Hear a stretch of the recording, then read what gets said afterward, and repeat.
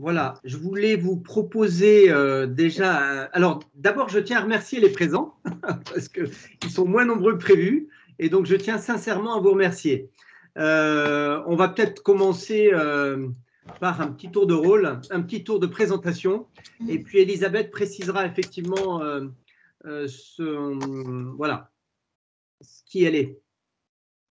Honneur aux dames. Allez-y, hein. Je commence, voilà. Donc, enchantée, je suis Elisabeth Guilloton, je suis chargée de communication au GIRP. Et est connecté aussi Zakaria Benjouebourg, qu'on ne voit pas à l'image là, mais qui est là, donc qui est alternant à la communication. Et on se permet aujourd'hui d'être présent en cette réunion dernière réunion de club pour qu'on ait nous une idée globale du projet et pour en concevoir des outils de communication et de valorisation pour finaliser ce projet en fait, puisque ça faisait partie du cahier des charges de nos financeurs. Laurent, tu m'arrêtes si je Oui, non, c'est bien pas ça. clair. Bien ça. Mais voilà, on avait pensé à plusieurs choses avec le cabinet Solutions Productives et Sabrina Chevrel. Et donc, je suis là pour aller un peu plus dans le détail dans les diagnostics et dans ce qui a été fait sur les projets pour pouvoir les valoriser ensuite. Voilà. Je m'étendrai un peu plus tard, mais oui, voilà. Et donc je tiens à excuser Sabrina qui est en arrêt malheureusement, mais bon, l'idée c'était quand même de pouvoir clôturer cette réunion de club, donc on la fera rattraper un peu tout ça un peu plus tard, voilà. Cécile, peut-être? Cécile Mège, oui. Donc, Cécile Mège, je suis collègue de Laurent, une casquette consultante, mais ici, c'est plutôt en chargé de R&D. Je pense que vous m'aviez vu, j'étais venue avec Laurent et Hassan sur une réunion. C'était Madame Moreau qui présentait ce jour-là, je crois. Oui, tout à fait. Donc, je reviens de la même manière, en fait, toujours en suivant le dispositif. Voilà, sachant que c'est un dispositif chez nous qui est en recherche et développement, hein, qui est en développement. Il est, pour votre information, il existe sur le département 35 avec 6 entreprises, je crois, hein, Cécile, que tu suis également. Voilà. Oui. Et on essaie, en fait, de réfléchir aussi un peu aux modalités de fonctionnement de ce conseil collectif, en fait, de ces modalités un peu de conseil collectif, de réunion de club d'entreprise. Et donc, Cécile est là pour capitaliser aussi là-dessus et nous aider au développement. Voilà. Madame Moreau. Donc, on ne me voit toujours pas, c'est ça? On ne vous voit toujours pas. Non, bon, c'est pas grave. On vous entend très bien. Donc, Céline Moreau, donc, je suis gérante de la société Atlantique Assistance. Donc, tout le monde me connaît, en fait. Hein. Oui, finalement, ça y est. Oui, c'est vrai. Le monsieur en bas à gauche, c'est qui? Debruck, Hervé? C'est moi. Oui, on se connaît. Oui, parce que avec les masques, était présent à la réunion de club où vous présentiez votre situation. Tout à fait. Ouais. Voilà. De quelle société vous êtes déjà, monsieur Debruck? Je ne me rappelle plus. Tipiac. Tipiac, ouais, d'accord. Tipiac, traiteur pâtissier. Voilà. Bon, voilà. Zakaria. Bonjour à tous, du coup je suis Zakaria Benjouebourg, l'alternant au GIRP Pays de la Loire. J'aide Elisabeth dans ses tâches et je l'accompagne en fait dans tout ce qui est communication, et Sabrina Chevrel aussi dans le service jeune. Donc voilà. Très bien, merci Zakaria.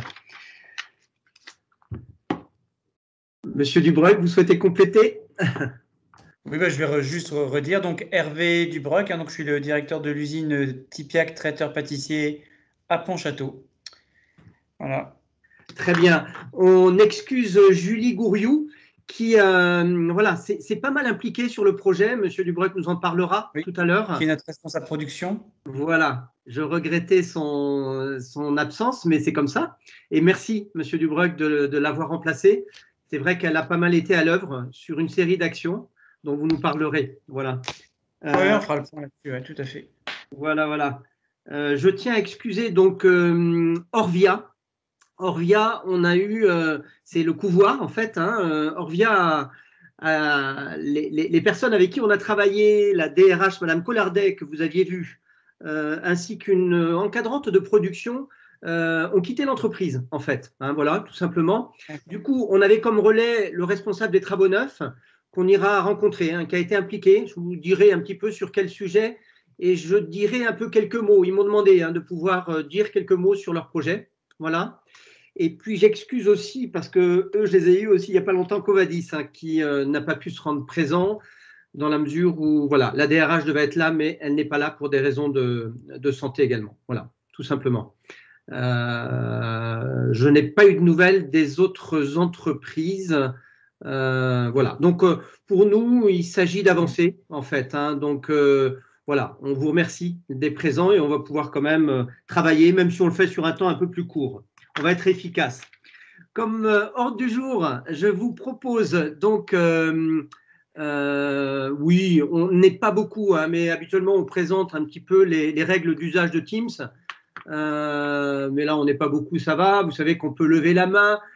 Souvent, c'est préférable d'éteindre son micro quand on n'a pas la parole, parce qu'il y a toujours des bruits ambiants, même de stylos, de choses comme ça, qui peuvent toujours être un peu embêtants. Voilà, mais là, on est en cercle restreint, il ne devrait pas y avoir trop de problèmes. On vient de faire le tour de table de présentation. L'idée, c'était de pouvoir d'abord passer la parole aux entreprises pour témoigner un petit peu de ce que vous avez réalisé en fait comme action suite aux diagnostics qui ont été réalisés chez vous. Voilà. Ensuite, donc là, à raison de 10 à 15 minutes, vous pourrez même dépasser si vous en avez envie, dans la mesure où on a un peu de place, d'avoir quelques questions-réponses peut-être déjà entre nous sur vos actions, et puis ensuite élargir un petit peu les échanges sur ce qui vous semble intéressant à capitaliser. Voilà, les points qui vous semblent intéressants, vous les entreprises, à capitaliser. Voilà. Et puis, on terminera par ce que nous disait Elisabeth Guilloton, c'était de présenter un petit peu, de vous présenter les modalités de valorisation et de retour d'expérience, éventuelles interviews qui pourraient être réalisées. Donc, ça a déjà été fait avec Madame Moreau, elle pourra nous en parler d'ailleurs. Et Hervé, Monsieur Dubreuil, ça tombe bien parce que vous m'aviez alerté sur des questions aussi de vigilance par rapport à la confidentialité si ça sortait du club. Donc, on pourra en discuter. Ce sera vraiment l'occasion aussi d'en discuter avec vous. Ça tombe très bien que vous soyez là aussi sur ce sujet-là.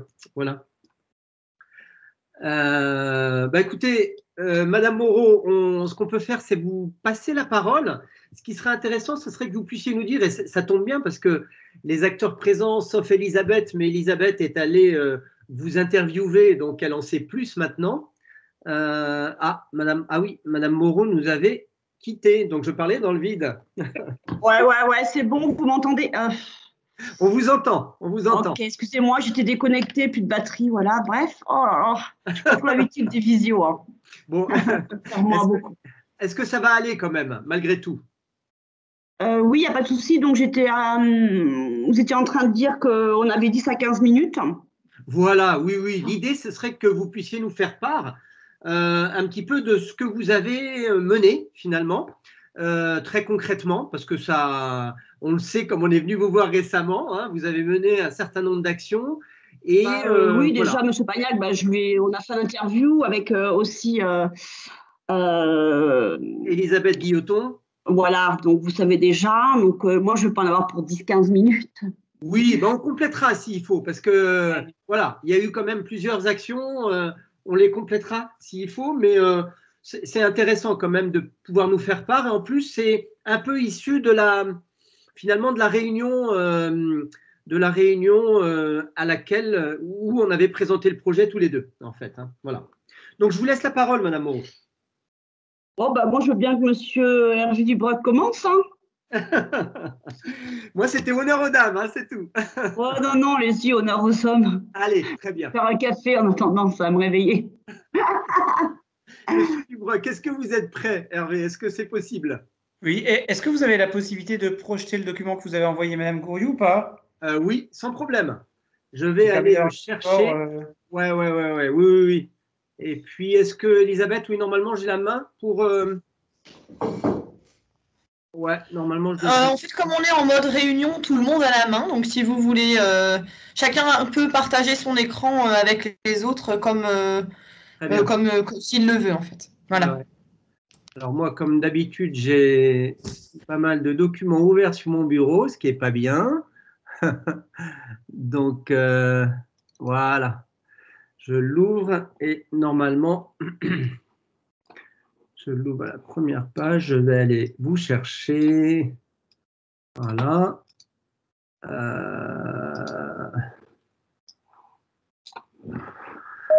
Voilà, ça doit être celui-ci normalement. Vous allez me dire si c'est bien ça, Hervé. Voilà. C'est ça, oui.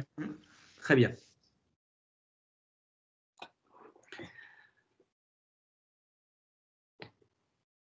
Donc on avait travaillé sur plusieurs sujets.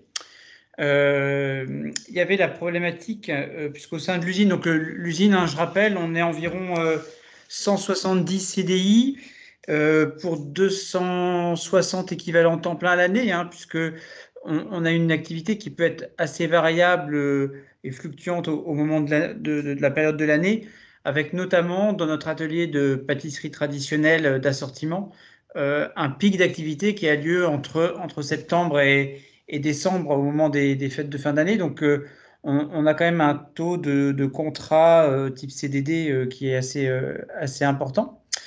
Donc ça, c'est juste pour resituer un peu le cadre de l'entreprise. Et ensuite, donc, pour reprendre un peu rapidement l'histoire de Tipiac traiteur pâtissier, donc on a eu une activité donc, sur le site de Pontchâteau qui est exclusivement sur du produit sucré.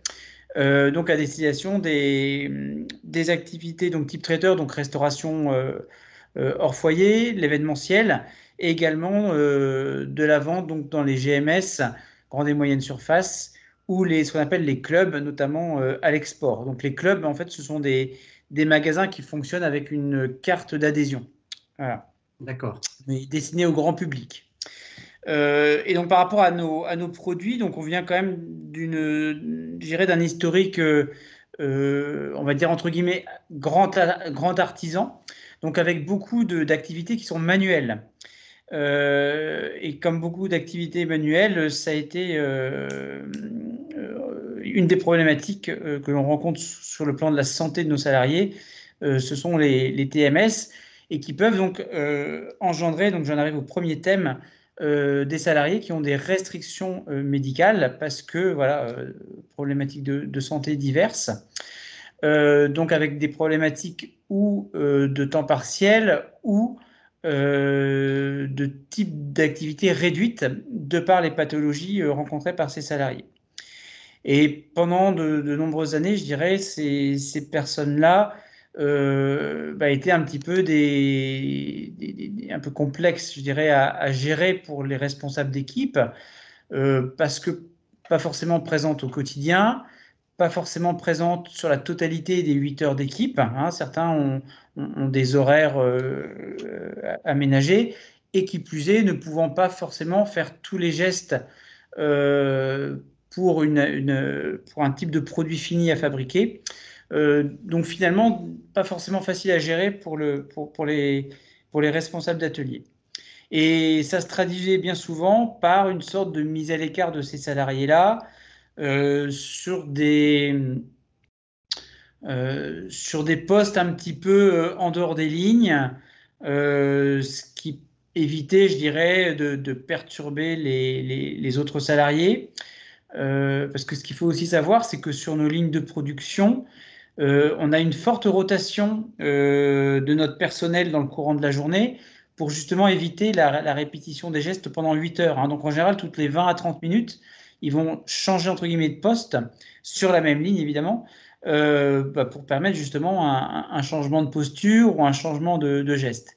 Et les personnes qui ont ces restrictions-là, ne pouvant faire certains gestes, finalement, priver aussi des salariés sans restriction de certains postes, entre guillemets, type qu'on appelle un peu poste repos, c'est-à-dire qui permettent quand même à chaque salarié d'être soulagé, je dirais, pendant une petite demi-heure et de mettre une rupture dans la continuité d'un type d'activité. Donc voilà, c'est pour bien remettre un peu c'est intéressant.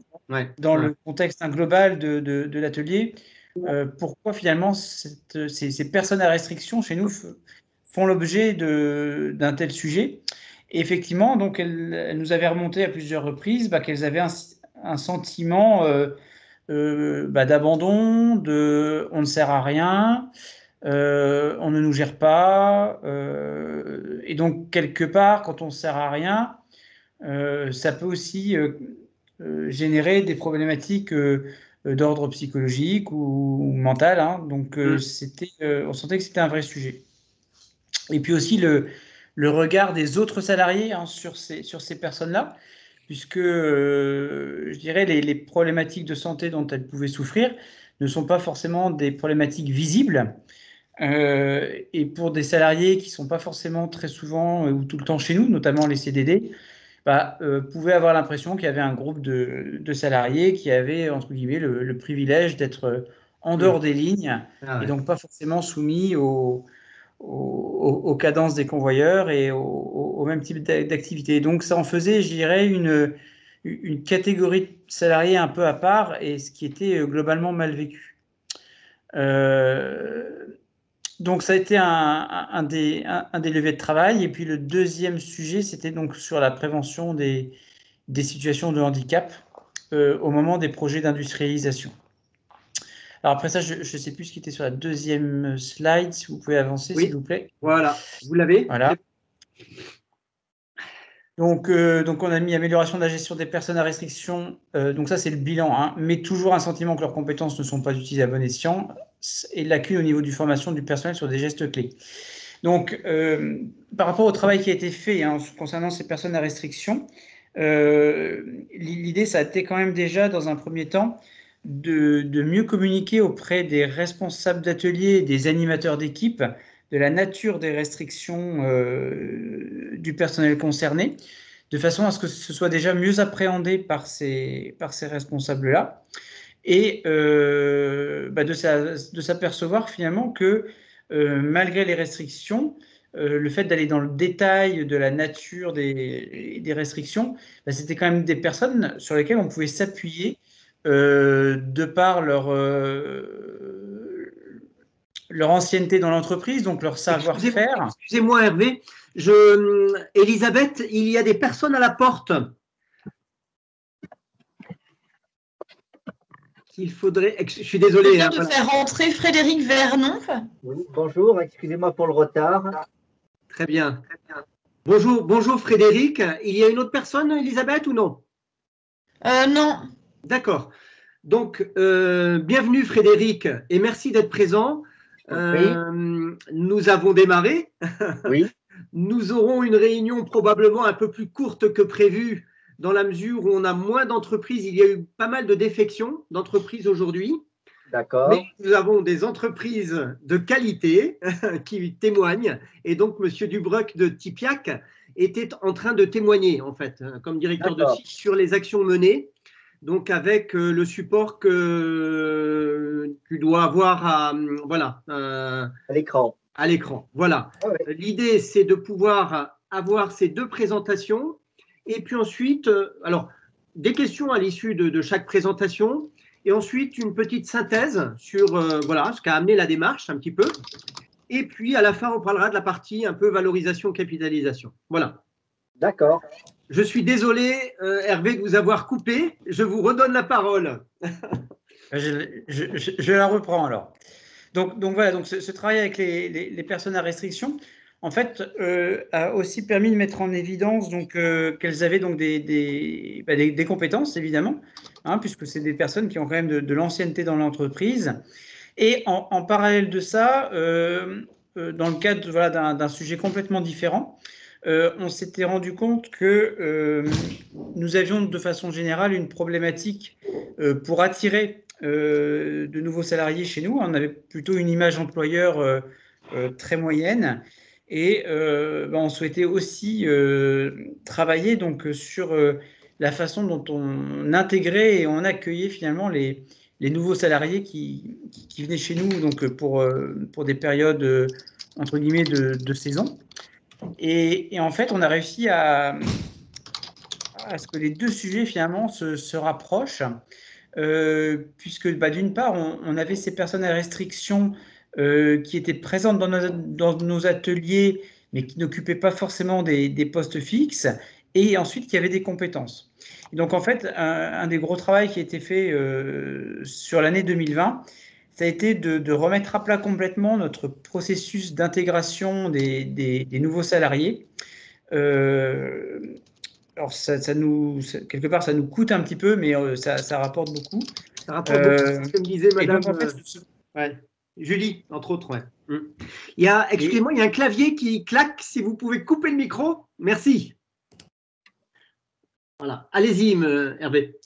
Et donc, ce travail sur le processus commence, je dirais, dès la sélection, je dirais, des candidats et de leur confirmation donc d'un poste de travail chez nous, donc par un système donc de communication avec des photos qui permet par mail déjà d'envoyer un certain nombre d'informations aux nouveaux salariés sur la façon dont il va être accueilli et sur la façon dont les choses vont se dérouler en arrivant chez nous. Et puis là où les personnes à restriction interviennent, c'est vraiment dans l'accueil physique à l'arrivée sur le site, où on organise du coup des petits groupes de nouveaux salariés à un certain horaire, et ils sont accueillis donc par ces personnes à restriction, qui vont leur faire donc un petit parcours donc l'on a matérialisé au niveau du site pour présenter déjà l'ensemble des locaux, que ce soit les locaux sociaux, l'accueil, les vestiaires, mais également une partie donc des ateliers dans lesquels ils sont amenés à travailler. Donc ça, c'est vraiment la première phase, je dirais, d'accueil concrète qui est faite par ces personnes-là. Et sur la deuxième phase, on consacre plusieurs heures, voire je dirais une journée de temps de travail à ces personnes pour être en dehors des lignes où on a les convoyeurs qui tournent, pour apprendre les gestes clés, les gestes principaux qui vont être amenés à réaliser sur la ligne.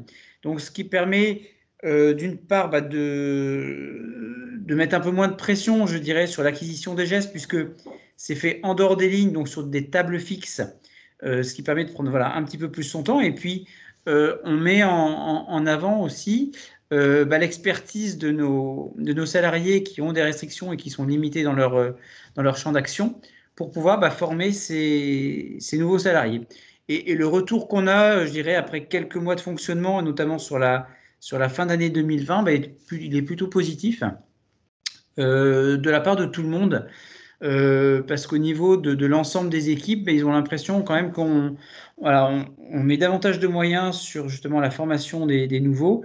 Et quelque part, cette formation des nouveaux permet aux salariés présents sur les lignes d'avoir à moins compenser cette phase d'entrée en matière des nouveaux, et donc moins de pression aussi sur ces salariés-là, puisque quand ils étaient amenés à devoir compenser un nouveau qui n'arrive pas à suivre la cadence, c'était pour eux quelque part une surcharge de travail. Ouais, c'était se mettre finalement en situation de handicap un petit peu.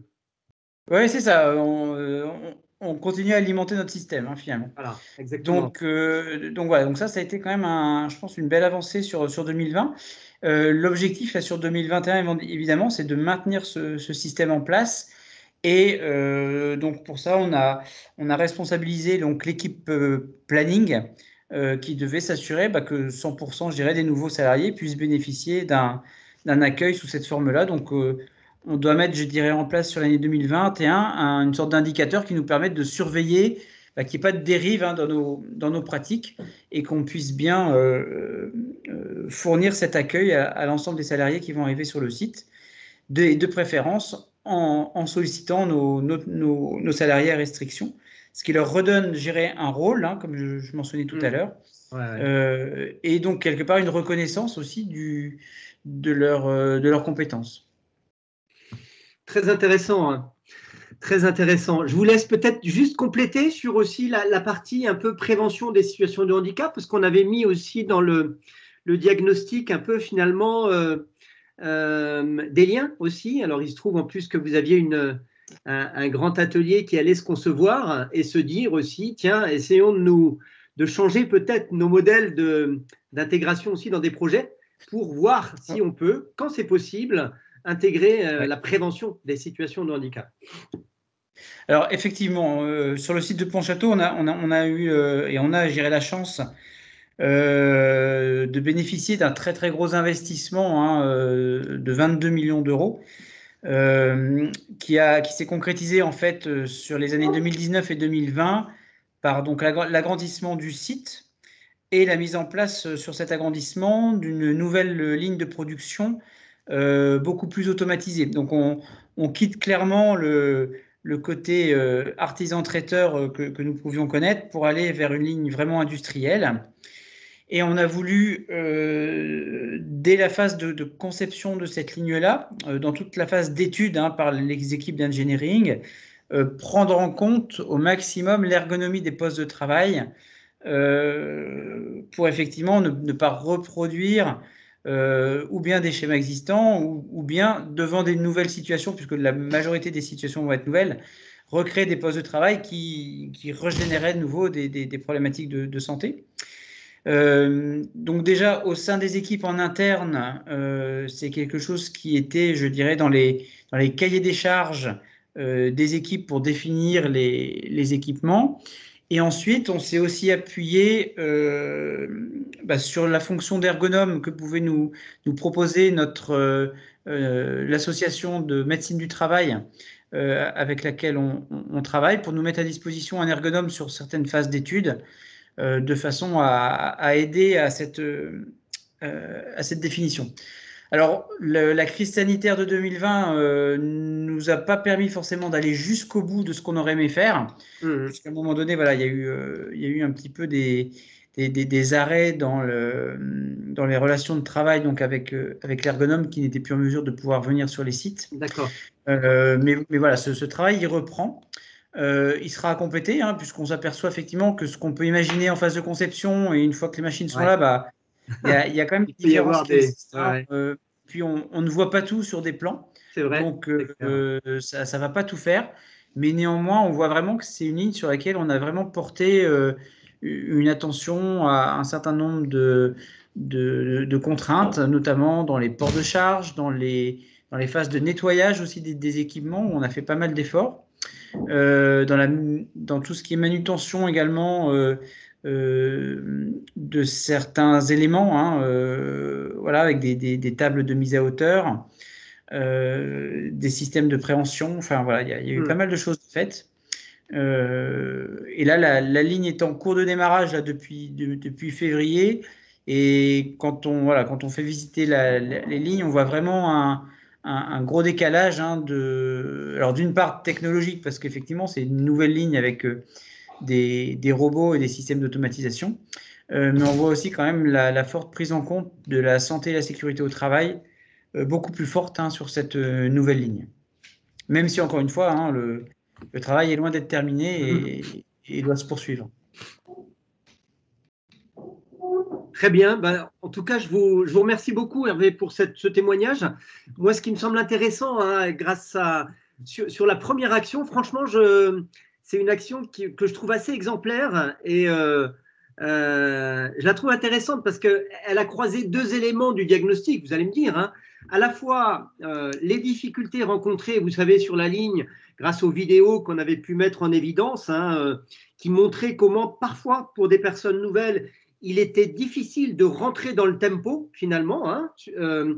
Et puis, de l'autre côté, le mal-être, entre guillemets, un petit peu des personnes, effectivement, à restriction, reconnues ou non travailleurs handicapés, qui étaient un petit peu dans des zones, mais que vous aviez déjà souhaité un peu faire bouger, hein, même avant mon arrivée, je me souviens très bien. C'était des choses que vous questionnez d'emblée en vous disant, et puis ça créait finalement oui, des endroits où on tournait en rond sur les choses négatives un petit peu, quoi.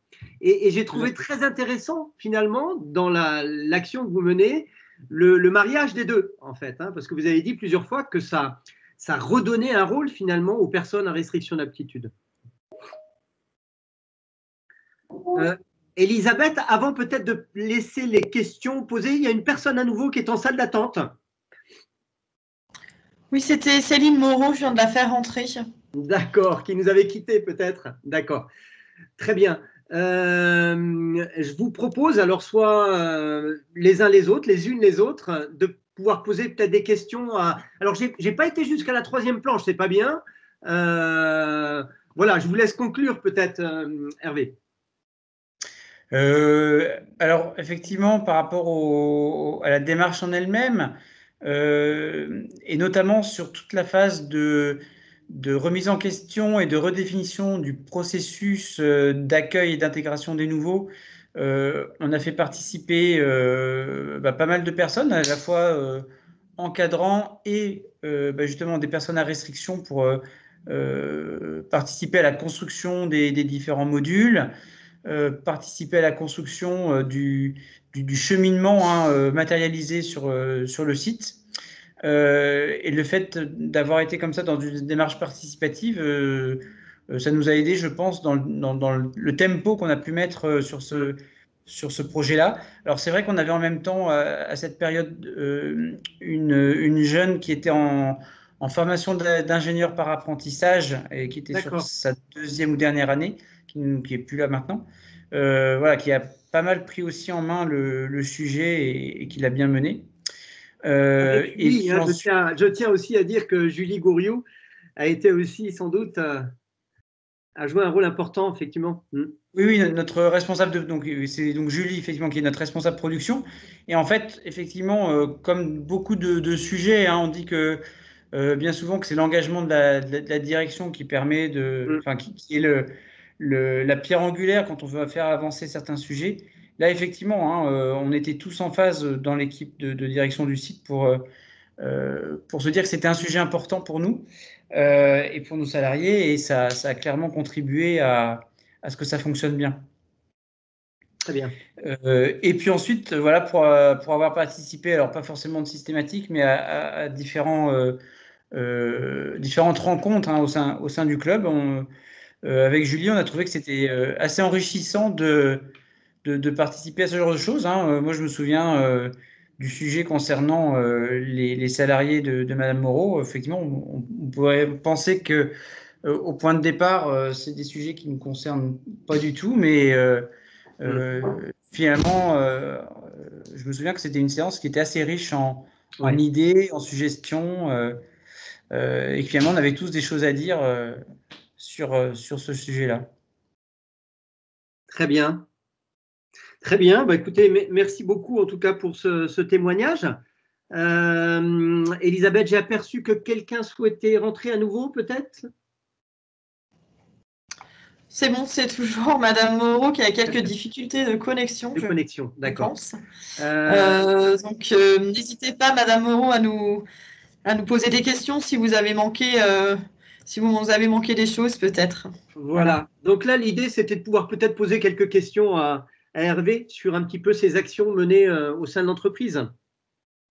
Je vous donne la parole. Alors là, j'ai le document sous les yeux, donc je vais peut-être l'enlever. Je vais sortir, comme ça, je pourrai mieux, voilà, vous voir. Voilà. Voilà. Donc là, on est plus dans oui, des questions que vous pourriez avoir. Et j'ai remis en selle Frédéric Vernon aussi, Elisabeth. Oui, excusez-moi, j'ai des coupures intempestives, donc je me reconnais entièrement chaque fois. Oui, Frédéric, on ne vous entend pas bien. Je dis que j'ai des coupures de connexion, donc je vais relancer entièrement l'ordinateur. D'accord, d'accord. Donc on est, je ne sais pas Frédéric si vous avez été présent toute la séquence, mais on est dans la séquence des questions que vous pourriez avoir auprès d'Hervé Dubruck, voilà. Ben, là, honnêtement, comme je n'ai pas finalement suivi beaucoup de la séquence, je n'ai pas posé beaucoup de questions, désolé. D'accord. Non, mais il n'y a pas de souci. Hein. Cécile, peut-être?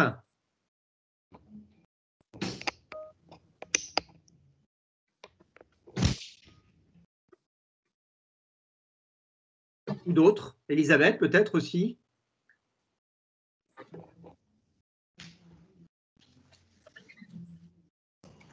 Non, non, c'est assez clair pour moi. Par contre, si je peux suggérer à Monsieur Vernon de couper sa caméra, peut-être qu'il gagnera un petit peu de connexion.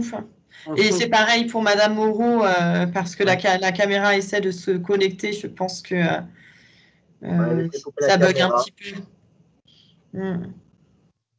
Alors, merci pour ce témoignage, c'était très clair.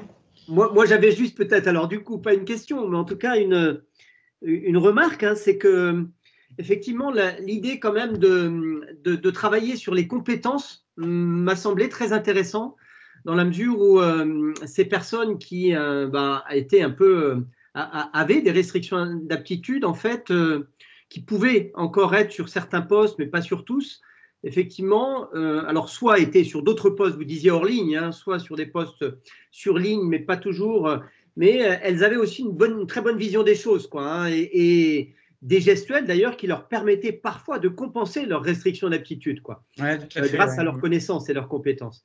Et c'est ça qui est intéressant parce qu'on va tirer le jus d'un côté pour aussi le redonner au service finalement des gens qui intègrent la ligne, quoi, hein, sur des gestes où assez rapidement on doit faire un travail de qualité, en fait. Voilà. Alors, une des questions que je voulais vous poser, peut-être, Hervé, c'est est-ce que ça a apporté aussi sur, finalement, l'amélioration, oui, de la qualité de l'intégration, du coup, et puis aussi de la qualité du travail, tout simplement?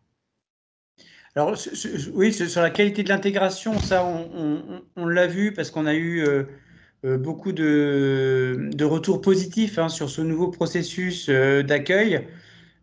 Aussi bien, je dirais, parce qu'en fait, on l'a aussi présenté hein, dans les différentes instances représentatives du personnel. D'accord. Et même si, voilà, il y a des fois, ils ne sont pas toujours très avenants, mais ils ont reconnu qu'effectivement, ils avaient eu aussi des échos plutôt positifs, effectivement, de ce nouveau processus. Donc, quand ils disent que c'est bien, c'est que ça doit être très bien, en fait, parce que ça n'arrive pas souvent. Donc on en profite.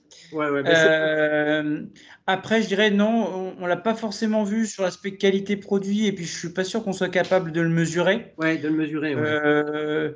Mais par contre, le fait que les gens ne soient pas entre guillemets jetés sur la ligne dès le premier jour, à la première heure, à devoir suivre une cadence, ça c'est quelque chose qui a été remarqué positivement par le reste des équipes en fait. Parce que comme je disais tout à l'heure, généralement, c'est eux qui devaient compenser effectivement cette phase de montée en puissance du nouveau salarié. Ce qu'ils ont beaucoup moins à faire maintenant, puisqu'ils sont formés en dehors de la ligne. D'accord. Et quelque part, quand ils intègrent la ligne, bah, ils ont les bases du travail. Après ça, effectivement, il y a encore cette phase de montée en puissance pour suivre une cadence, mais voilà, une fois que le geste est pris et bien pris, ça facilite quand même. D'accord. Très bien. Bah, écoutez, merci beaucoup. Madame Moreau, si elle nous entend? Alors Laurent, Madame Moreau nous dit qu'elle nous voit, mais elle ne nous entend plus. Ça fait plusieurs fois qu'elle se connecte, qu'elle réessaie la connexion. Ce que je vous propose, c'est peut-être de l'appeler, Laurent, directement au téléphone. On entendra quand même. Ce sera peut-être plus simple comme ça. Ouais, mais je suis pas sûr d'avoir son numéro de portable en fait. Donc ça va être un peu compliqué, je pense. Ouais, ça y est, ça y est. Ça y est. Vous m'entendez? Oui, on vous entend. On vous entend. Oui, Madame Moreau. Oh là là, c'est compliqué pour moi les vidéos. Ouais, bon, c'est pas grave, on vous entend bien. On vous entend bien, c'est l'essentiel.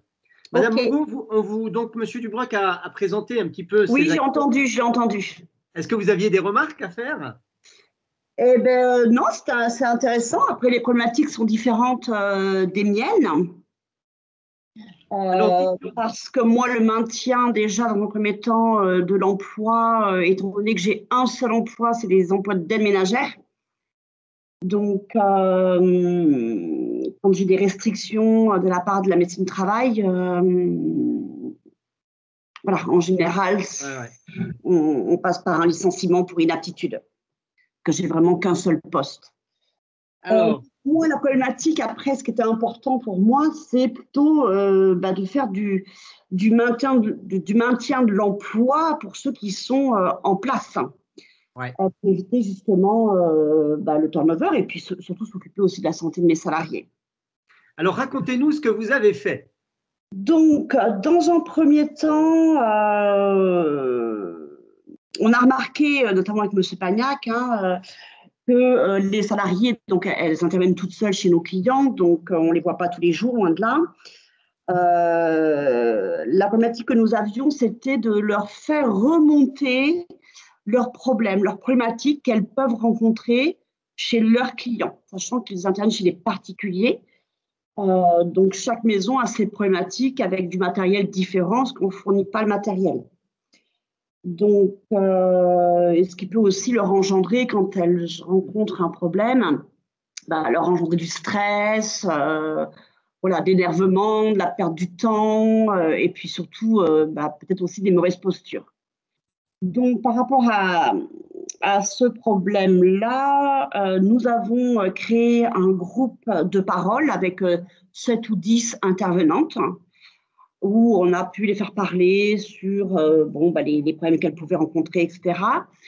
Mais on a aussi, parce que je me suis aperçue que c'était surtout le matériel en fait qui posait problème, ou les produits, pas les bons produits, ça les fatiguait, etc.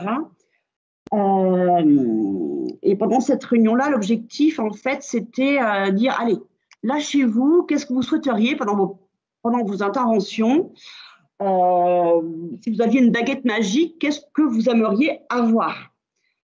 Donc, donc tout le monde a donné ses petites idées. Et en fait, le point commun, c'était vraiment les produits, pas voir ce qu'il faut, chercher, etc. Donc, face à ça, nous avons décidé tout ensemble qu'on allait créer le seau magique. C'est-à-dire dans un seau qu'on trouverait chez tous nos clients en arrivant, un seau dans lequel se trouvent tous les produits dont nous avons besoin pendant nos prestations et le petit matériel, la brosse à dents pour aller dans les coins, la petite raclette pour aller plus vite et gagner aussi en ergonomie. Et donc, nous avons rédigé une lettre pour nos clients. Et aujourd'hui, je suis assez contente parce qu'à chaque fois que je vais en intervention faire un contrôle qualité ou voir mes salariés, elles ont pratiquement tout ce seau magique. Seau magique, on l'a appelé en fait. Ça n'a pas du tout posé de problème chez nos clients. Les clients sont plutôt des personnes bienveillantes. Avec nos salariés. Donc, ce seau magique existe partout. Et s'il n'existe pas, je le mets en place. Voilà. Et on contrôle derrière en appelant les clients. Allez, un petit seau, ça ne coûte pas bien cher. Et en général, voilà. Donc, bien. Vraiment, ça diminue le stress en arrivant en prestation.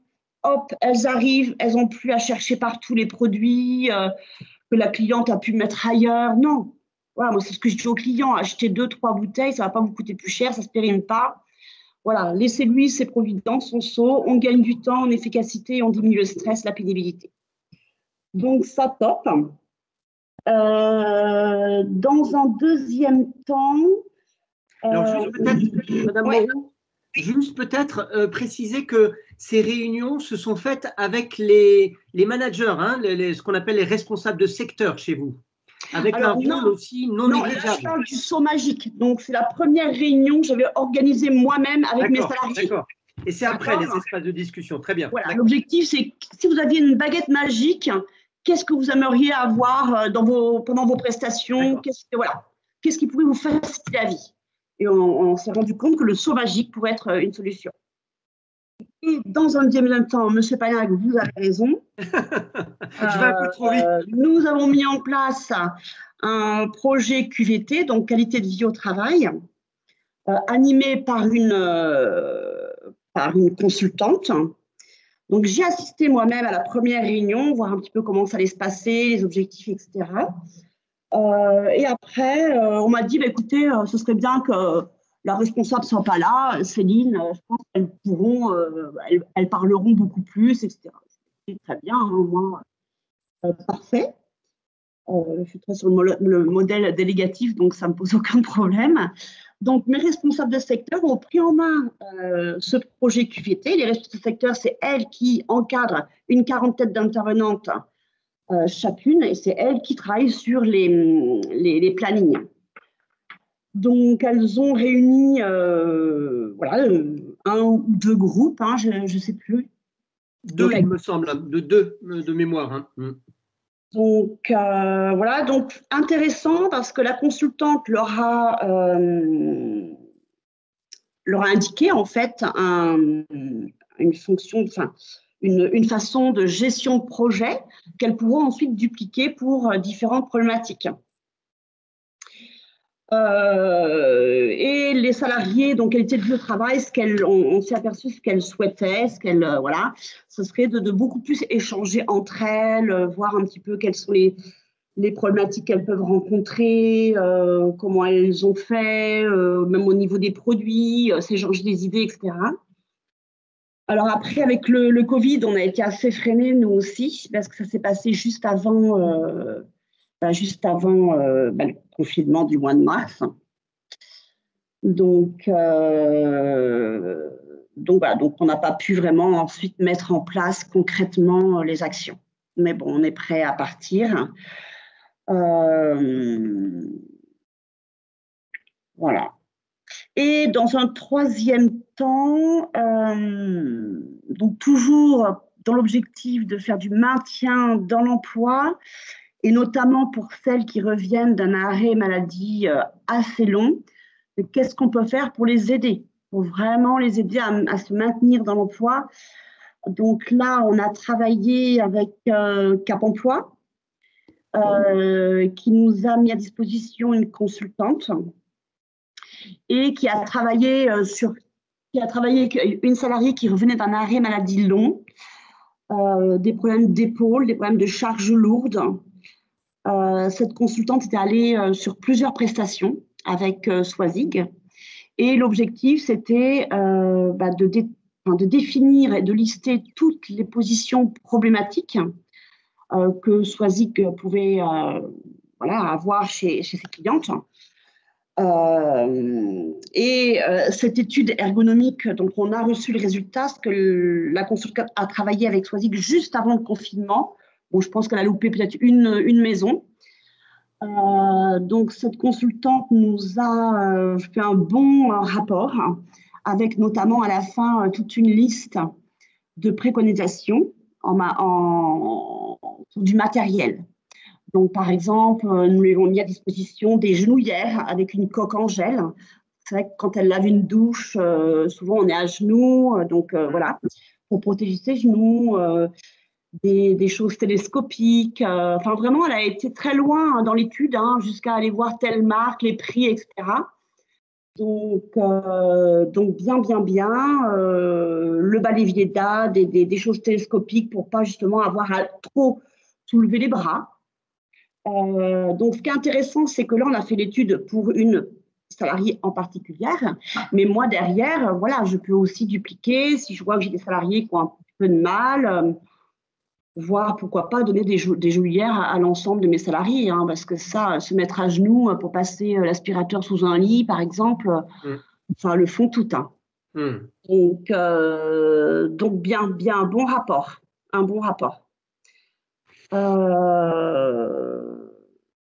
Voilà, donc ce sont les 3 points sur lesquels nous avons travaillé.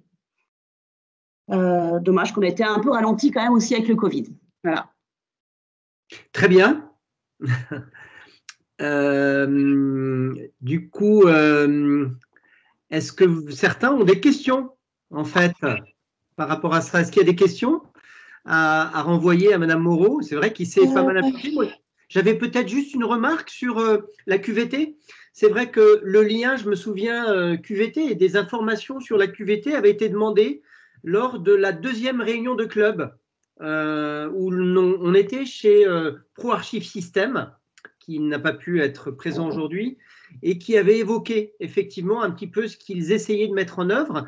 Et puis, on avait donné des coordonnées, entre autres de l'ARACT, à Madame Moreau, qui a su s'emparer finalement aussi d'un rendez-vous ensuite et d'aller vers cette logique-là. Voilà. Donc bien. Bah, le QVT bien, ça, voilà, les intervenants très ravis aussi de se rencontrer parce qu'elles sont seules en prestation chez nos clients. Donc voilà, ça a pu développer aussi l'appartenance à la société. Mes responsables de secteur, pareil. Donc après, elles sont organisées d'intervenir une fois une et une fois l'autre pour pouvoir aussi assurer le standard, etc. Mais aussi contente de pouvoir aussi travailler sur ce projet-là, de fédérer les équipes, voilà. Donc c'est ce qu'elle disait, Maryse. L'objectif de ces réunions-là, c'était pas de gérer les problèmes de chaque personne dans chaque maison. C'était vraiment de détacher des problématiques communes pour pouvoir ensuite les aider sur des problématiques communes et non pas sur des petites choses spécifiques à chaque maison. D'accord. Donc on va pouvoir faire une soirée, voilà. Dans un restaurant, j'imagine. Très bien, dès que c'est possible. Ouais, allez, champagne pour tout le monde. Tout le monde va mieux. En tout cas, merci beaucoup pour vos témoignages, Madame Moreau. Est-ce qu'il y a des questions parmi nos invités? Oui, je voudrais savoir le saut magique. Je trouve que c'est une très bonne idée parce que nous, à GFIP, on est souvent sollicités pour des aménagements de postes pour des aides ménagères. Je voulais savoir si le saut magique, ça change aussi la relation avec les clients. Enfin, si ça a vraiment un impact fort au-delà de la sécurisation pour les intervenantes qui savent qu'elles auront à minima le matériel pour travailler, mais dans la relation, qu'est-ce que ça a eu comme impact dans la relation avec le client? En fait, les clients, moi, ce que je remarque quand je fais les rendez-vous clients, ils apprécient vraiment que Atlantic Assistance fasse attention à ses salariés. D'accord. S'ils travaillent avec nous, c'est vraiment la culture de l'entreprise. Et les clients qui ne sont pas là-dedans, je préfère qu'ils ne viennent pas chez moi. J'ai aucun client qui maltraite mes salariés, où il n'y a pas de bienveillance. Pour moi, c'est hyper important. Tous mes clients doivent être bienveillants avec mes salariés. Et honnêtement, la semaine dernière ou il y a 2 semaines, j'ai une cliente qui a eu 30 intervenantes. J'ai fini par lui dire, écoutez, on n'intervient plus chez vous. Donc, j'ai eu le cas il y a 2 semaines parce que vraiment, la dernière intervenante avait des crises d'angoisse. Et j'ai aussi, tout est rassemblé là en 2 semaines, parce qu'il y a 2-3 semaines aussi, une garde d'enfants est intervenue avec des petits qui sont vraiment insupportables et je le sais parce que c'est pas la première intervenante qui me le remonte, vraiment à dire des choses vraiment méchantes à mes salariés. Donc, je ne travaille plus non plus avec cette famille. Voilà, donc moi, je préfère travailler avec des clients. Donc, ils ont eu mais aucun souci. Ah, mais s'il faut mettre un seau à disposition pour mon intervenante, aucun problème. Aucun problème. Vraiment, ça pose aucun souci. Peut-être parfois sur des petits appartements, vous voyez, où il n'y a pas beaucoup de place, où il n'y a pas de seau qui puisse rentrer dans leur petit placard. Bon, là, je laisse tomber. Mais si je vois que dans la maison, il y a possibilité, de toute façon, je les lâcherai. Enfin, voilà, je les relance. Et ça ne pose pas de souci, vraiment. Ça ne pose pas de souci. Ça m'est déjà arrivé, aller donner un seau à ma salariée pour organiser son seau si ça ne vient pas. Mais franchement, sur les 700-800 clients que nous avons, vraiment non. Les clients sont vraiment bienveillants avec les intervenants, vraiment. Ouais.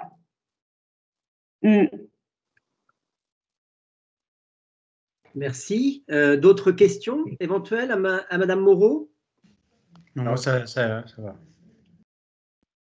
Très bien. D'autres peut-être? Non? En tout cas, bravo, Madame Moreau également, pour vos actions, parce que c'est du concret, je trouve, et vous avancez bien avec vos équipes. Voilà.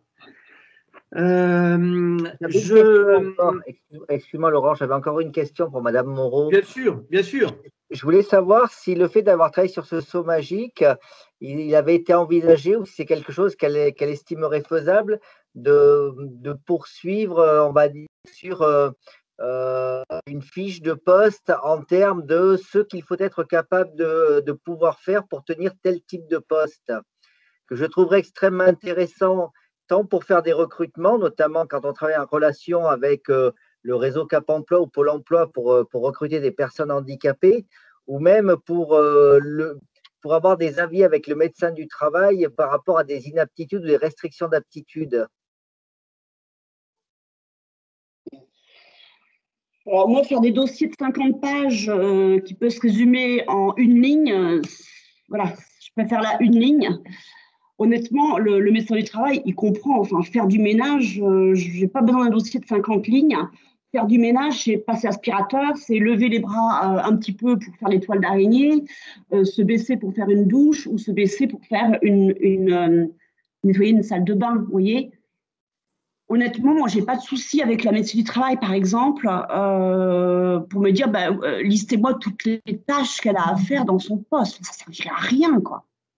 Non, alors c'est peut-être pas tant pour le médecin. C'est peut-être pas tant pour le médecin du travail que pour faire des recrutements où, vous savez bien, vous avez des gens qui pensent qu'ils sont capables, qui sous-estiment un petit peu ce que c'est parce que je cherche du boulot, je suis prêt à prendre ce que je trouverai et comme je fais du ménage chez moi, je suis prêt à aller en faire chez les autres. Sauf que entre faire son ménage à la maison et puis enchaîner des prestations chez des clients, c'est pas forcément tout à fait la même chose.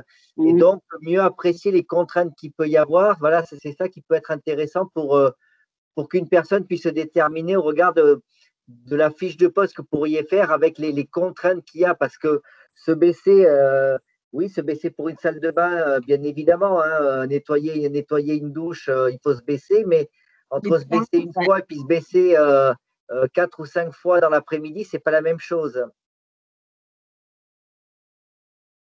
Non, je vois pas trop l'utilité de ça. Enfin, je veux dire, les personnes, les conseillers du Cap Emploi, ils sont suffisamment intelligents pour savoir ce que c'est de faire du ménage. Enfin, moi, j'ai jamais eu ce problème-là dans mon recrutement, en tout cas. Non, mais tant mieux, hein. Des personnes, je pose 2-3 questions et je sais tout de suite si oui ou non elles vont être capables. Par contre, ce qui me semble intéressant, peut-être je ne sais pas si c'est en réponse peut-être à la question de Frédéric Vernon, mais la question quand même de la mise au poste en fait et de l'accueil. Alors ça rejoint peut-être la question d'intégration chez Tipiac. Hein. Vous y êtes très attentive. Vous vous souvenez quand j'avais pris quelques images d'enchaînement, d'opérations de ménage dans une cuisine, très vite vous aviez dit j'aurais pas fait comme ça, j'aurais pas fait comme ça. Et je sais que vous êtes très attentive. Il me semble que vous avez des séquences d'accueil que vous avez fait aussi évoluer vraiment terrain aussi pour faire en sorte que les gens soient plus à l'aise, quoi. Sur le versant formation. Oui, c'est vrai que je passe beaucoup plus de temps sur la formation des intervenantes, l'intégration. C'est-à-dire qu'avant, on faisait l'intégration au bureau en disant il faut faire comme ci, comme ça. Maintenant, voilà, je vais avec elles en prestation. Ça dépend des profils, mais des profils qui vont pas être à 100% autonomes. J'y vais et je leur apprends les gestes qui pourra les soulager. Laver une paroi de douche en verre qu'on retrouve beaucoup chez nos clients, voilà, l'essuyer avec une raquette, par exemple, c'est beaucoup plus facile. Les plaintes, comment les faire sans se faire mal au dos. Les douches à l'italienne qu'on retrouve beaucoup aussi. Donc, non, on emballe les broches, par exemple, avec le manche pour bien frotter le produit. Voilà, ça évite de se mettre à genoux. Se positionner pour aller faire une baignoire. Donc, c'est vrai que ça, je passe beaucoup plus de temps avec elles pour vraiment leur apprendre diminuer la pénibilité dans leur travail. Et puis, c'est un bon moyen pour vous, finalement, de vérifier, entre guillemets aussi, l'état des équipements mis à disposition par le client. On avait vu hein, que c'est ce qu'on avait appelé, alors ce n'était pas le saut magique, mais c'était l'histoire de l'aspirateur qui pouvait rayer, vous vous souvenez, en lien avec son état d'usure finalement, tout simplement. Oui, c'est ça. Et puis, ça me permet aussi de mieux connaître mes salariés parce que je travaille avec elles et elles adorent. Ah bah oui, bah dis donc, Atlantique Assistance, la patronne, elle est venue avec moi travailler. Ben voilà, quoi. Donc, c'est vraiment très, très apprécié. Vraiment apprécié, quoi.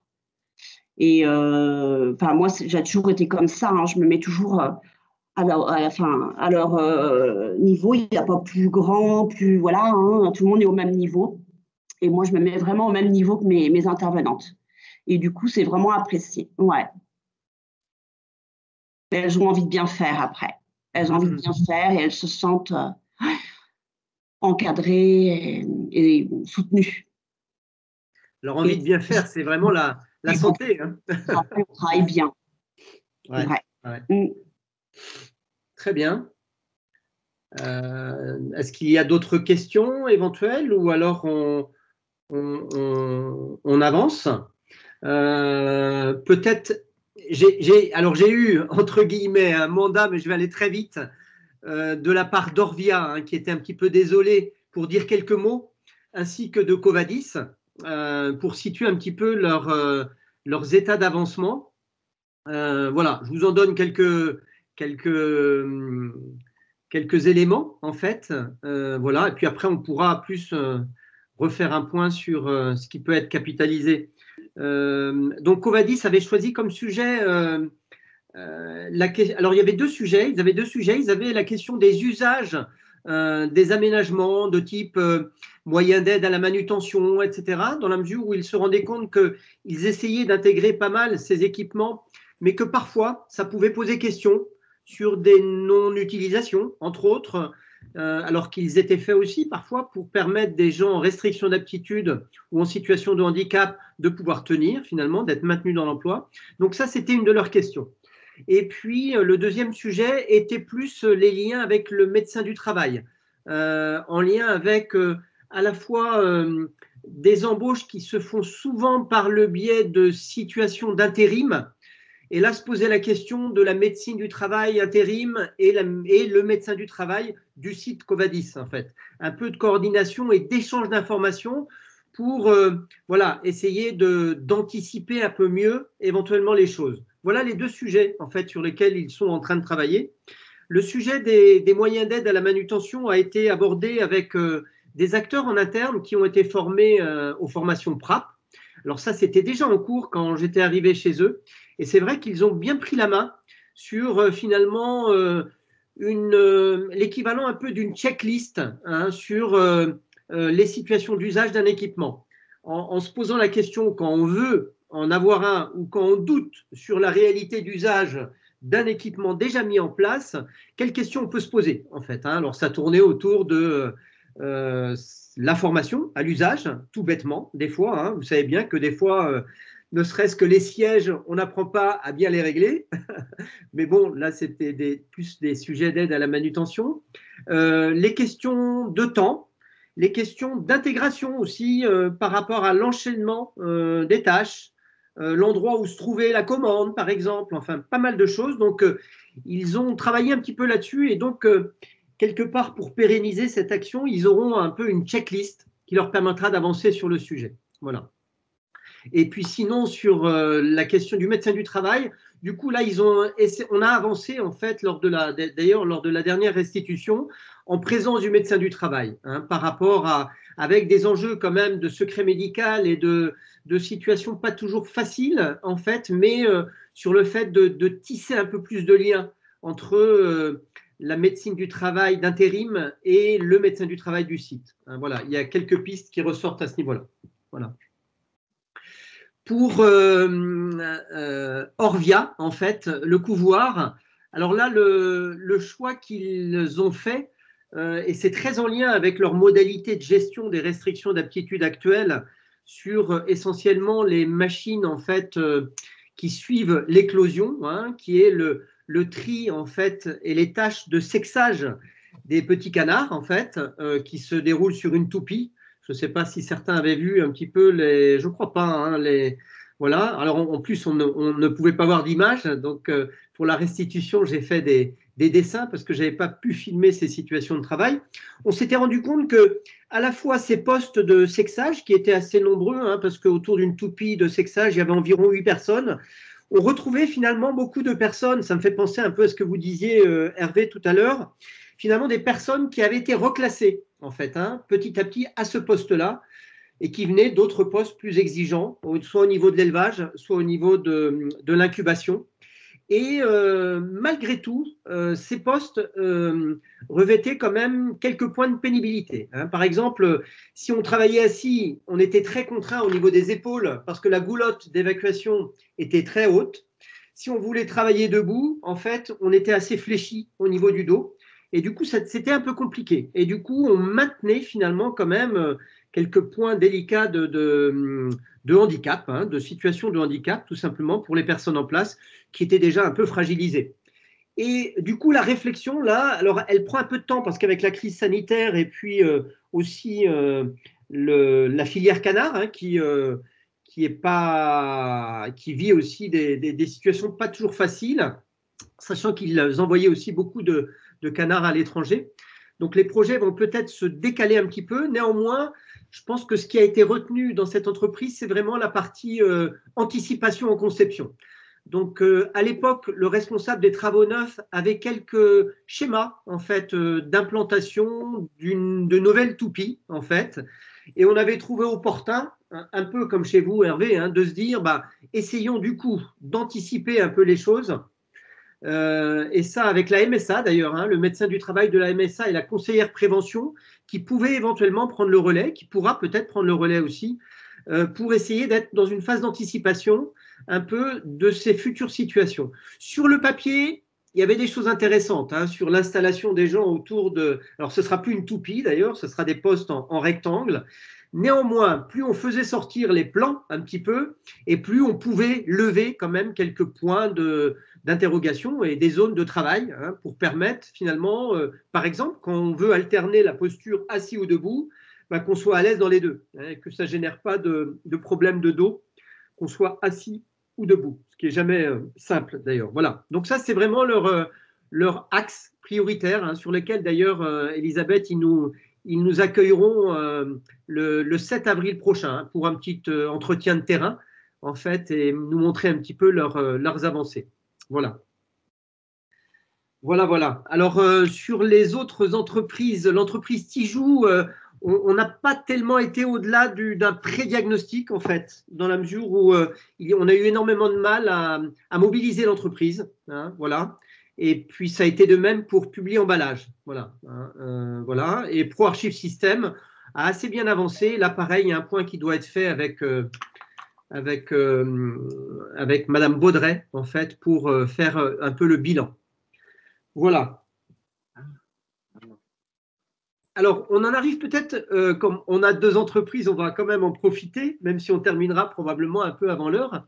Peut-être d'avoir votre prise de recul, Madame Moreau et Monsieur Dubreuil, sur voilà, ce que ça vous a amené globalement. Vous l'avez déjà dit un peu tout à l'heure, hein, cette formule un peu club.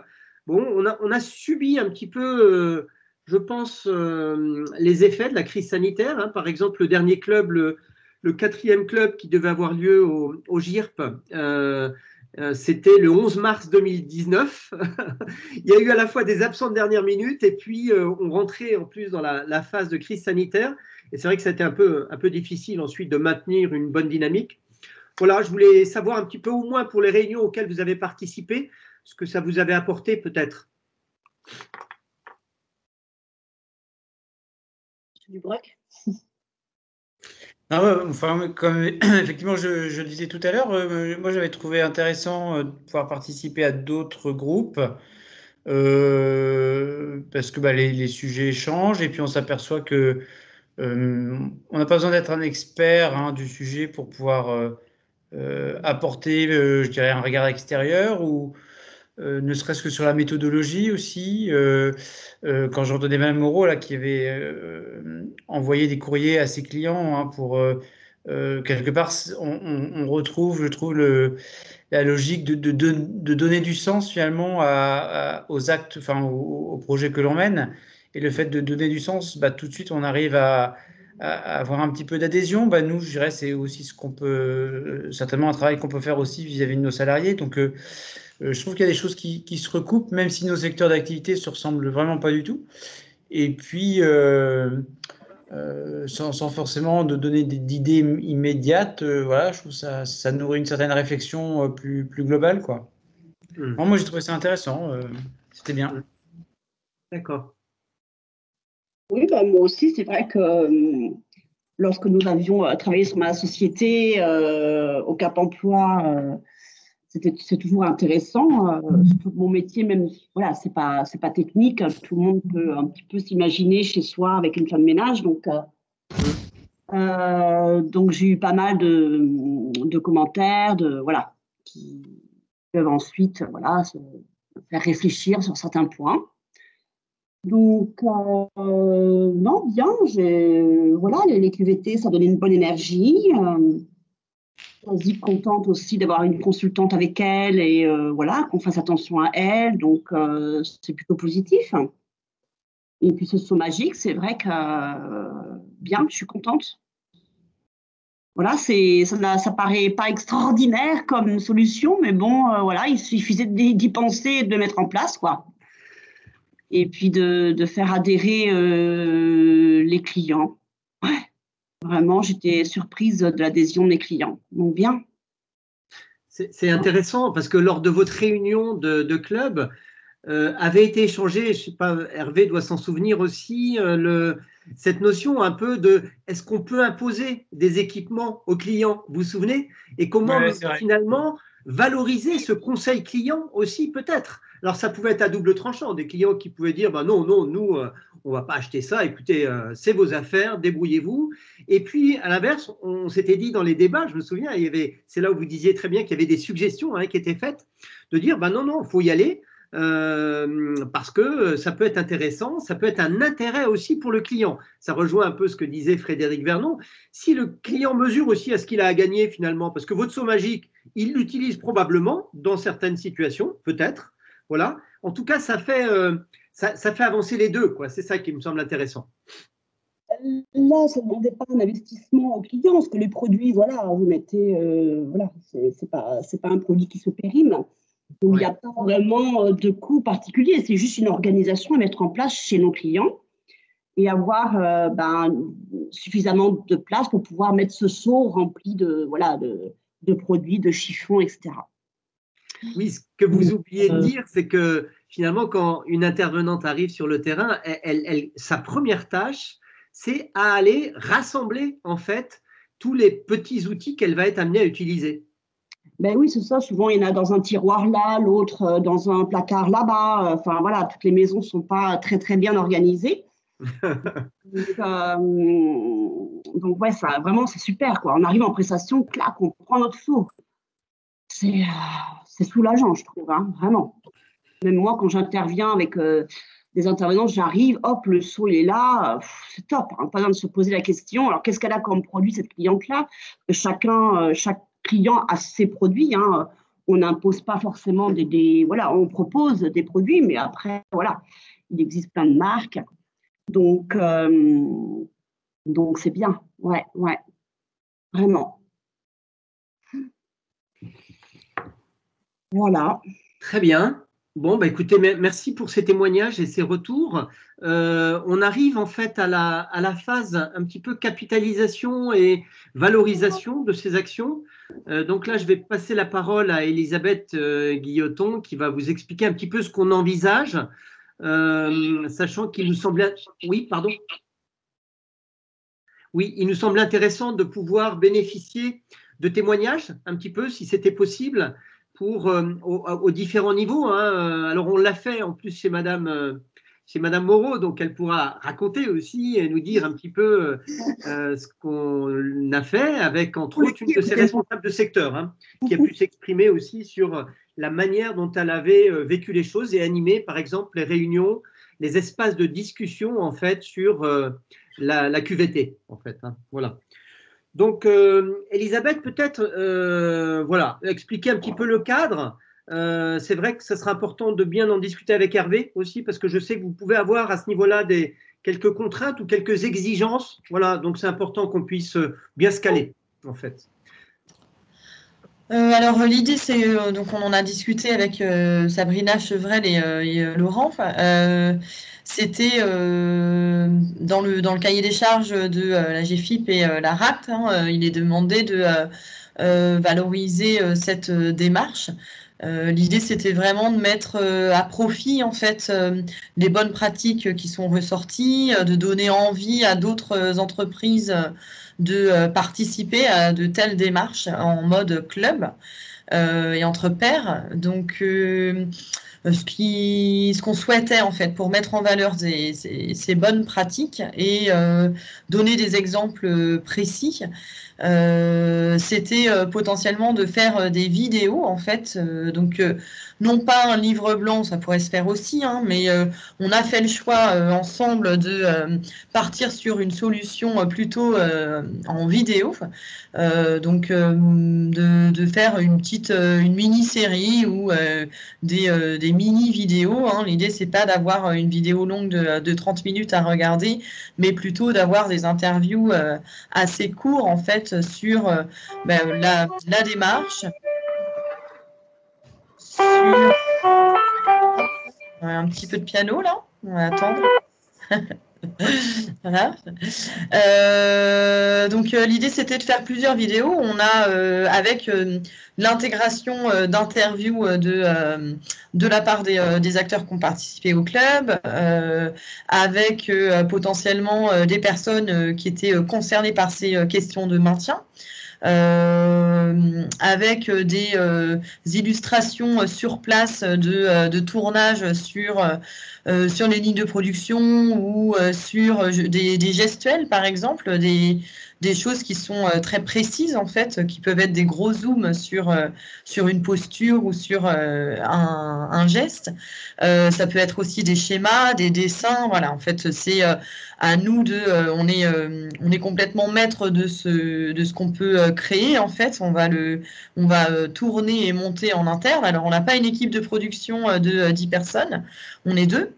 Et on tourne avec un téléphone portable ou un appareil photo. Ça suffit largement pour ce qu'on veut faire. En fait, la qualité est suffisante et on décide du montage nous-mêmes. Donc, on a... je présente tout et puis je vous écouterai si vous le voulez bien. On a identifié plusieurs axes, en fait, plusieurs thématiques différentes avec Laurent. L'idée étant d'interviewer, de présenter peut-être une ou deux vidéos maximum par thématique et d'y croiser des interviews et des exemples de différentes entreprises, en fait. C'est ça qui nous paraissait intéressant. Donc, il y a la présentation de ce que chacun a pu mettre en place et puis ce qui en ressort dans l'ensemble des diagnostics, par exemple le rôle des managers de proximité, l'inclusivité des projets, comment on anticipe le retour et puis le diagnostic même de la situation de travail. Donc sur ces 4 axes-là, Laurent, tu me reprends hein, si je me trompe, si c'est pas clair, mais en tout cas, l'idée, c'était vraiment d'avoir ces 4 grandes thématiques et de pouvoir illustrer par 1 ou 2 exemples chacune d'entre elles. Voilà. Et puis, peut-être la manière dont chacun s'est approprié la thématique, par exemple, du rôle des managers de proximité et ce que ça traduit dans sa propre entreprise, en fait. Donc, voilà l'idée. On voulait aller faire. Alors, je présente. Ça a l'air énorme comme projet, mais voilà. Je redis qu'on a quelques heures à y consacrer et on est 2 personnes. On fait ça en toute modestie. On veut que ce soit de qualité quand même, parce que l'idée c'est quand même que ce puisse être regardé par d'autres, donc dans ces cadres de clubs. Maintenant, en effet, la question c'est est-ce qu'on peut le diffuser sur nos propres canaux de communication. Je parle de celui du GIRP, celui de Solutions Productives, mais aussi des vôtres. Est-ce que l'idée c'est bien de mettre en valeur le fait que vous ayez participé à cette démarche et que de là en résulte des actions qui sont intéressantes pour l'entreprise, pour sa productivité et pour ses salariés. Donc, je pense qu'en effet, comme il y a plusieurs entreprises qui sont peut-être plus sensibles que d'autres sur leur communication, il faut que ce soit clair entre nous et que ce moyen de diffusion, que les canaux de diffusion de ces vidéos soient assez clairs. Donc, moi, aujourd'hui, mes questions, c'est, voilà, je travaille pour partager au plus possible et que l'ensemble soit optimisé. Maintenant, on répond à la commande de la RACT et de la GFIP. Et l'idée, c'est que vous puissiez aussi garder une trace. Donc, c'est aussi une question où je vous renvoie à tous là. À savoir qu'on se mette bien d'accord dès le départ en fait sur nos moyens de diffusion et on s'adaptera en fonction. En fait. Est-ce que c'est clair à peu près ce que j'ai raconté ou pas? Oui, alors on peut peut-être faire témoigner Madame Moreau si elle est toujours là, Céline. Voilà, sur comment ça s'est passé. On l'a fait chez elle.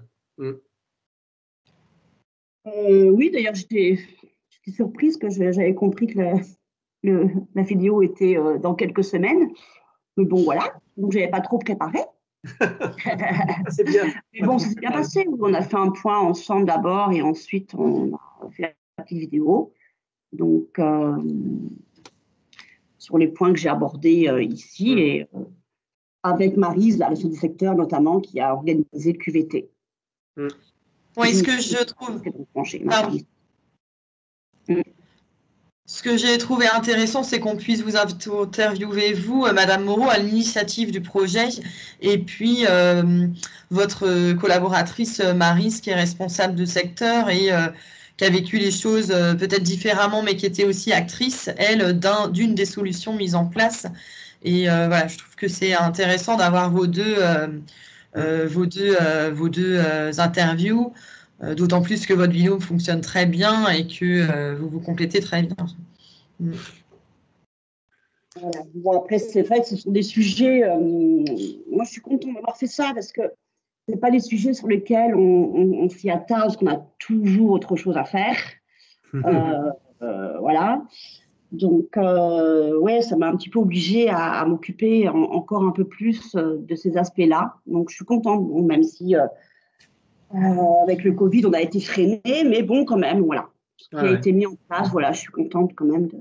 Mais ça prend du temps. Ça prend du temps. Quand même, ça mobilise un petit peu, ouais.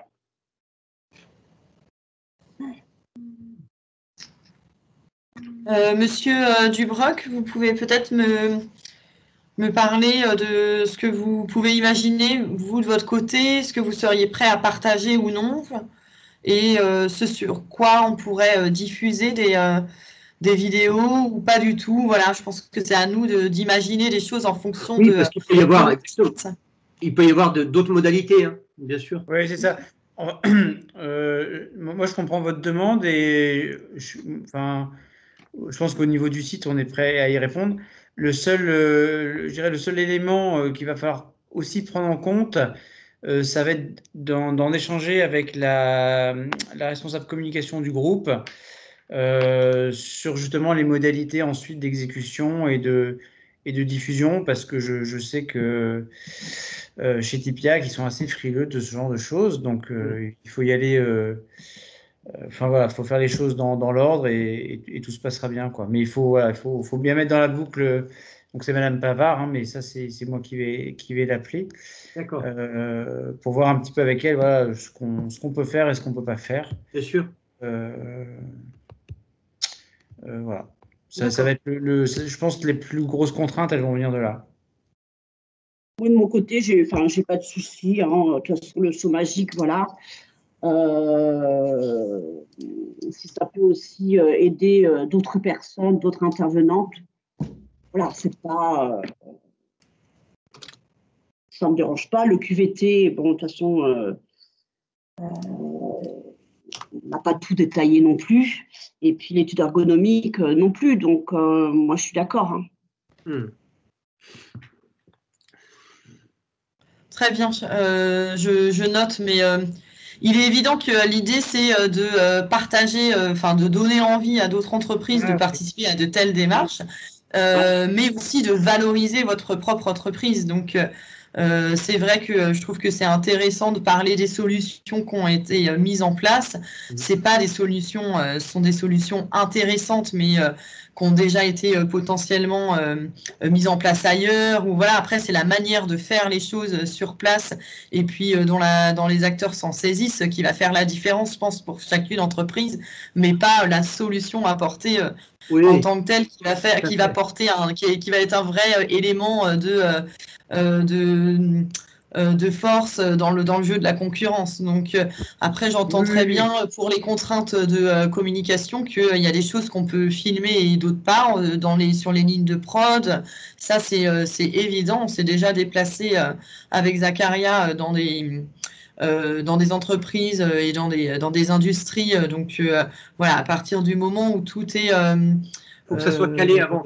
Tout est cadré. On sait qu'on a le droit de filmer les personnes de tel endroit à tel autre, qu'on ne fait pas de zoom sur les traçabilités ou sur le nom des machines, etc. Donc ça, évidemment, je pense que on n'est pas obligé non plus, parce que je pense à Orvia, par exemple, d'aller absolument sur le site de production, en tout cas dans le lieu de production et de l'activité.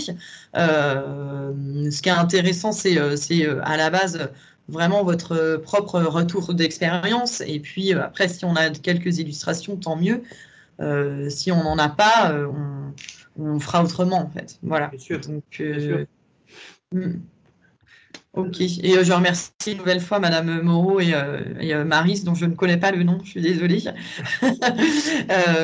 pour avoir joué le jeu. Voilà, c'était très, très intéressant. Et on a réussi à faire le point ensemble, apprendre à se connaître, etc. Et tourner les deux interviews en en 1 heure et demie, grand max. Donc voilà, l'idée, c'est pas de vous prendre non plus une demi-journée, loin de là. C'est vraiment de caler tout au maximum en amont et puis d'arriver, de pouvoir échanger un petit peu, répéter un peu, mais on ne tourne pas un clip de publicité et on n'est pas journaliste non plus. Voilà, donc on est à votre service et au service du projet. Il ne faut pas l'oublier. Très bien. Ça, monsieur Hervé Dubreuil, je crois que j'ai une salariée qui est passée chez vous, Elisa Diata. Ça vous dit quelque chose? Comme ça, non, mais. Elle me disait qu'elle était partie chez Tipiak. Ouais, c'est possible, je sais pas. Sur le sujet de la communication, valorisation, Frédéric, est-ce que vous souhaitez compléter et même un petit peu en synthèse, et peut-être Cécile aussi, voilà, nous dire un petit peu comment, ce qui vous semble important peut-être à aller chercher aussi. Voilà.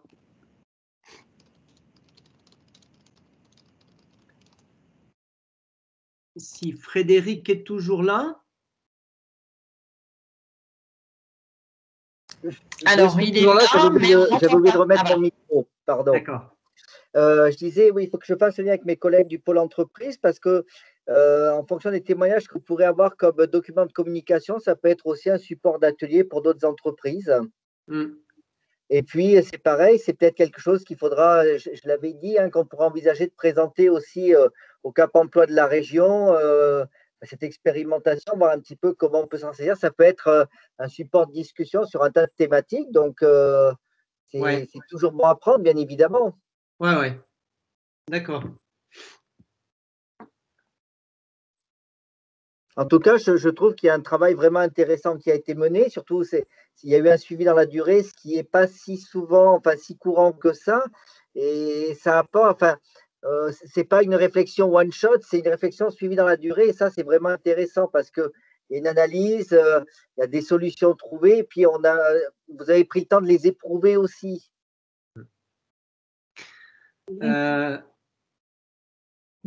Exactement. La question de l'expérimentation m'a semblé très intéressante chez vous deux. Alors, je sais que chez les autres également, hein, ils avancent. C'est pour ça qu'on va aller le chercher chez eux. Mais cette notion d'expérimentation est intéressante parce qu'elle permet de voir vers quoi on va.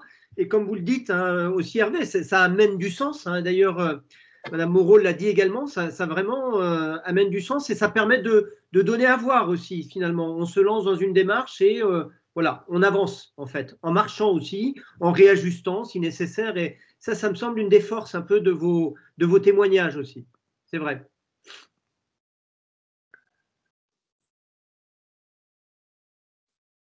Cécile, est-ce que tu veux dire un petit mot? C'est pas obligé. Je n'ai pas grand-chose à ajouter, hein, mais c'est vrai que s'il y a quelque chose peut-être à mettre en valeur du dispositif, je pense que c'est effectivement l'idée d'expérimentation et que du coup, c'est pendant le dispositif qu'on voit qu'il y a déjà les changements en cours de dispositif. Et je trouve que c'est bien parce que dans d'autres dispositifs ou d'autres fonctionnements, on ne voit pas forcément les évolutions en cours. Souvent, on fait tout le dispositif et c'est seulement a posteriori qu'on voit des effets. Tandis que là, on voit déjà les effets en cours de fonctionnement et je pense qu'il y a un axe intéressant à pointer, si je me permets, hein, puisque c'est de la communication vers d'autres entreprises ou quels que soient les objectifs d'ailleurs. Mais je pense que c'est ça qui est vraiment un point spécifique du dispositif.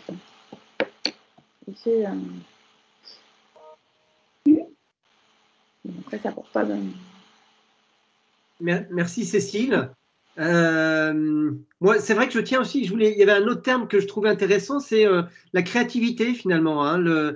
Il y a eu aussi quelque part des solutions moi, qu'on n'aurait jamais imaginées. Et ces dispositifs d'ailleurs sont là un peu pour cela, c'est-à-dire de choisir des thèmes et ensuite d'avancer sur ces thèmes sans les diriger, hein, sans les avoir à l'avance. Hein. Et je trouve que ce qui est mis en œuvre est assez original. Je pense à la fois au saut magique, mais aussi aux conditions d'intégration chez Tipiac par des personnes à restriction en utilisant des compétences. Voilà, c'est pas des choses qu'on voit partout. Hein. Moi, je trouve ça intéressant. Très bien. Il nous reste à vous. Oui, peut-être Cécile, oui. Il y a peut-être aussi autre chose. Je ne sais pas comment vous ferez votre montage. Mais effectivement, il y a la partie individuelle avec les diagnostics individuels. Mais je pense qu'il ne faut pas perdre de vue aussi la dimension collective. Est-ce que les échanges collectifs permettent mais ça, du coup, c'est une vraie réflexion sur comment le monter ou peut-être même dans le questionnement que vous allez avoir lors des entretiens. Il y a quelque chose à faire là-dessus. C'est le deuxième axe de plus-value, je pense. Ça ouvre quand même les focales du champ des possibles, en fait. J'ai l'impression, en tout cas, dans la plupart des solutions qui ont été mises en place, vous parlez beaucoup de démarches participatives et en collective, alors avec l'impulsion des directions, hein, mais c'est vrai que ça permet une vraie adhésion des salariés et on le ressent quand vous le racontez et on le ressent dans les solutions proposées. Donc, je l'ai bien en tête, je le garde en tête.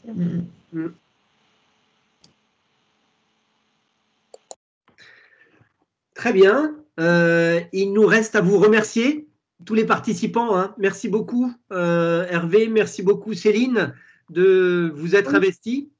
Et merci à Frédéric également d'avoir été présent au service com du GIRP également. Voilà. Et puis, on va clôturer sur ces mots. Je pense que on va vous libérer. Ça marche. Bon, écoutez, bonne fin de journée à tout le monde. Oui, merci. Également. Bonne fin de journée. Merci pour tout le travail réalisé. Le Merci. la À petite bientôt. réponse de la vidéo. Et donc, Hervé, on reste, on prend de vos nouvelles. Vous prenez des nouvelles pour nous. Ouais, ok, j'irai me renseigner. Très bien, merci beaucoup. Très bien. Très bien. Merci À beaucoup. Au revoir. Au revoir. Merci, au revoir.